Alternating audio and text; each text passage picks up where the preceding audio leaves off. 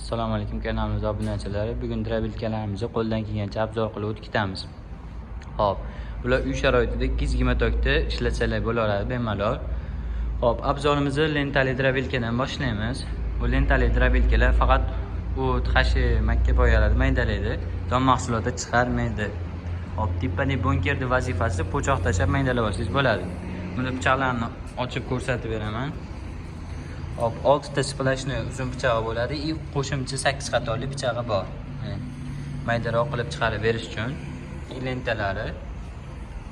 Hop, buni motori 3 kilovatlik bo'ladi. Toza 3 kilovatlik. O'sha 3000 оборотda ishlaydi.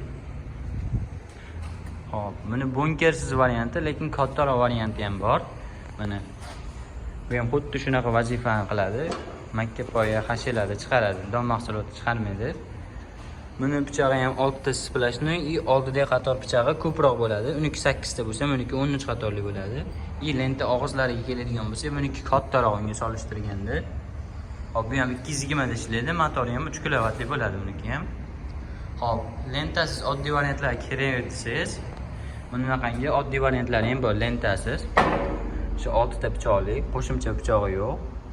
Oddiyroq varianti bor. Buni ham 2 xil bo'ladi akalar. Hop, bu shu yaxshi variantni. Pichog'i original pichoq, pechatli bo'ladi. Keyin motori 3 kilovatli, o'sha datchini ko'rsatib turadigan narsalari ham bor. 220 da ishlaydi bu ham. Oddiyroq variantini ko'rsatadigan bo'lsam, oddiyroq varianti mana pichog'ida razницasi bor. Qora prostoy pichoq и original pechatli pichoq bo'ladi. Buni motoriga keladigan bo'lsak, bu 2.2 kilovatli, unikiga o'tadigan bo'lsak 3 kilovatli datchili motor bo'ladi. Bu ham 220 da ishlaydi. Universal drabilka kerak deganlar uchun mana universal drabilkamiz bor. Hop, bu donni ham, hashini ham maydalab chiqarib beraveradi. Bular faqat hashi, o'tlarni chiqarib beradi. Buni 4 xil setkasi bo'ladi. Ikkitasi hashiga, ikkitasi donga bo'ladi. Hop, bu tarafdan hashi solasiz, bu tarafdan don solasiz. Bu ham 220 da ishlaydi. Motorlari mana 220 da ishlaydi. Ichida pichoqlarni ochib ko'rsatadigan bo'lsam, barabarli bo'ladi. Buni mayda setkasi o'sha donni chiqarib olish uchun mayda setkalar ichiga ko'radigan bo'lsak.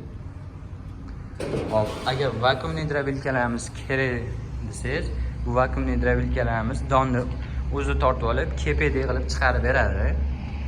Hop, mana bu shlenni tortib olishadi. Manetdan chiqarib, kepedek qilib chiqarib beradi. Soatiga 300 kilo chiqaradi. Bu ham 220 tokda ishlaydi akalar. Kimga drabilkalar narxi qiziq bo'lsa, kommentariyaga yozsalaring yoki telefon qilsalaring aytib o'tib ketamiz. Like bosib qo'yasizlar, obuna bo'lmaganlar obuna bo'lib qo'yamiz.